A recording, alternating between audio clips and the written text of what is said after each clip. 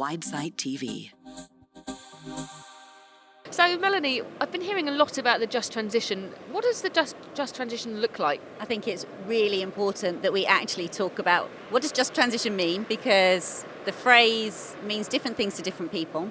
Essentially, for me, it is about fairness, and it's about making sure that where the energy transition has an impact, so particularly on communities and individuals, that the changes that are happening in those communities are done with them.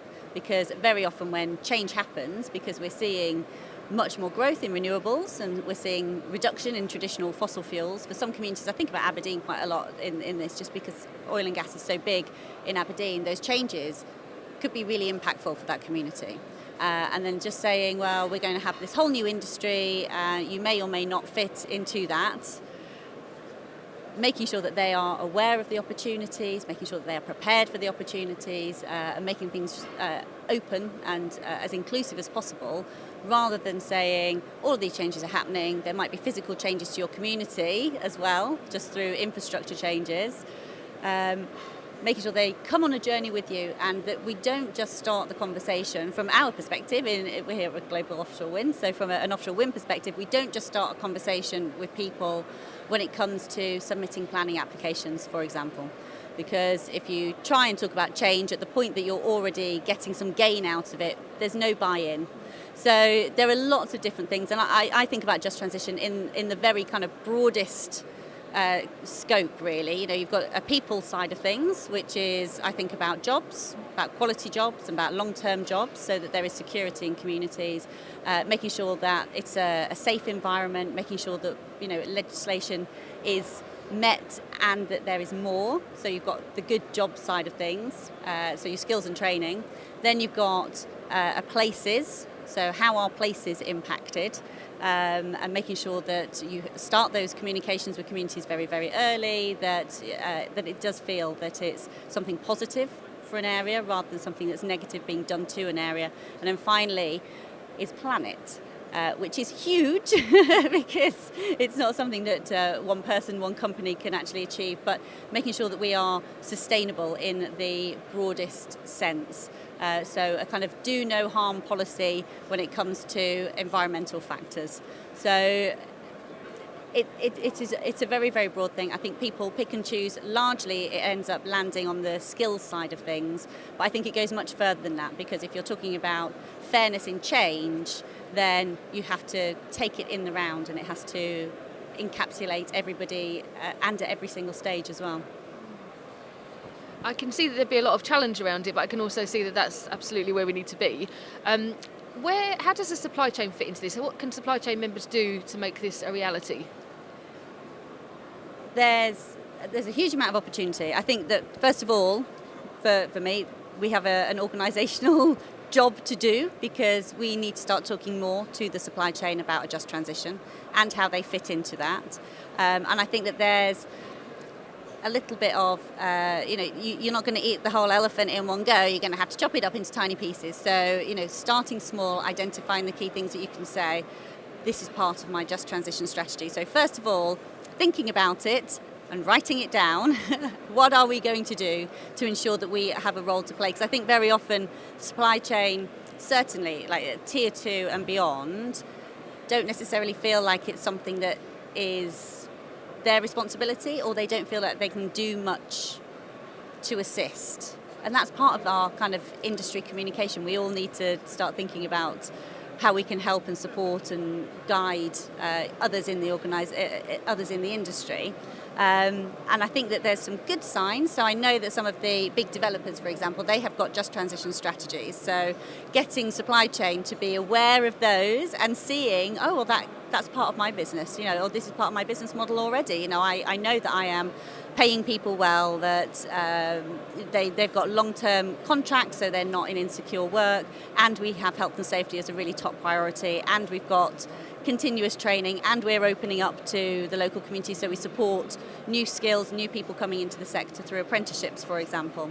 So those are really very basic things that businesses can do, and then being part of a developer or a larger tier 1 supply chain company, be, if you're part of their supply chain, actually actively taking a role in their just transition strategy. It sounds as though skills is where economic growth, cost reduction and just transition all meet. So what more do we need to do or consider when it comes to skills development? If only there was a single answer on skills development. I mean, I think that the industry is growing really, really rapidly. So I think, first of all, we need to identify where the growth is going to be, the areas around the country that it's going to happen, and where we've got a gap, so that we can properly work with local education providers and trainers to make sure that people are aware of what is going to be coming. I think that the industry has a little bit of an issue being a bit opaque. So once you're in, it's great. You get to know everybody. It's still quite small. You can move between companies. You spy the opportunities. From the outside, trying to get in, it's quite tricky.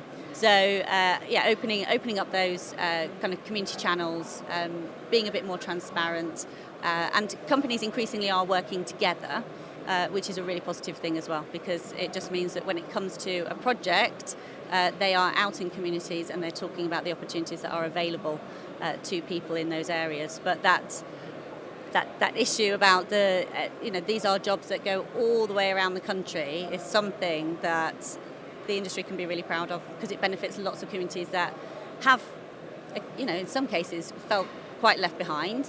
They've had quite a lot of industrial change, or it's in those communities that will experience that industrial change. So preparing for it, knowing where the gaps are going to be, and making sure that training matches the need of the industry is really important. Let's talk about that for a bit, because I know this is very much close to your heart. You're a Grimsby girl. You were the MP for Greater Grimsby, and you championed that community vigorously and to great effect. So let's think about that for a minute. So, as you said, those coastal communities are starting to feel some benefit. They're starting to get some upside from offshore wind.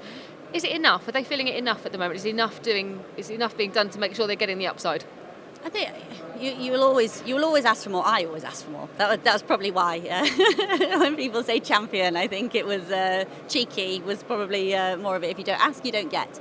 So I think there are certainly pockets. So if I give a reflection on Grimsby, it's where I'm from, it's where I live. So it's in my backyard, so it's easier for me to talk about. And I would say that there's been a huge amount of conversation about the industry. I think that industry has done a good job of connecting with the local community, so it's quite visible. They've integrated into various kind of civic organisations, so they attend and people see them, and that's really good. Or they're sponsoring activities in the town, which is also really, really positive. What people really want is the jobs. That is always what it comes down to. One of the big issues that people used to talk about was, we've got these companies here, we've got wind, great, that's fantastic, but what does it really mean for me? And expansion of the opportunities and the level at which people can access them is absolutely critical, because even now, if I think about the biggest O&M site that we've got, 85% of people in that company's O&M hub are local. They're living within an hour's drive, so yes, they are local, and that's fine, but still people don't necessarily feel that there are lots of opportunities, because they are so used to jobs that you can just walk in off the street and get. And it's not quite like that. I think that with the growth and developing clusters, we're getting much more of it, because you're getting more in the supply chain, and they are a bit easier to access. The apprenticeships, for example, in offshore wind, they are so highly prized. You can have 100 people applying for a single apprenticeship, but there's a limit to how many people you can actually get into it. So looking at the supply chain, looking at things like the blade factory that we've got in Hull, growth that's taking place. It's only going to be like 2 miles down the road that we're going to see a foundations factory being built. That's hundreds of jobs. So, one hub at the moment in offshore wind maintenance might have 200 people, but we're talking, 700-800 people. And I think that volume is where they will really start to see the benefit, because I spent a lot of time saying it's not just about one industry, it's about growing that industry, but showing that other companies can come here too, that we have got the people, we have got the enthusiasm, we can build the skills if we need to build the skills, and we know what those are going to be. And that's where people now are starting to think, okay, well, the benefits are coming. We were right to put our trust in this as a new industry coming to our area. So I think it's given a big lift. It's coincided with other things. There's been a town deal signed as well, so there's other investment that's come in. Part of it is because we've had renewables as part of our story. So we've been able to say, this is what we do now, this is where we want to go, give us some money and enable us to keep growing and keep making positive change for the community. Sounds very positive indeed. Thank you for speaking with me. Energy. Energy. Marine. Energy. Power. Widesight TV.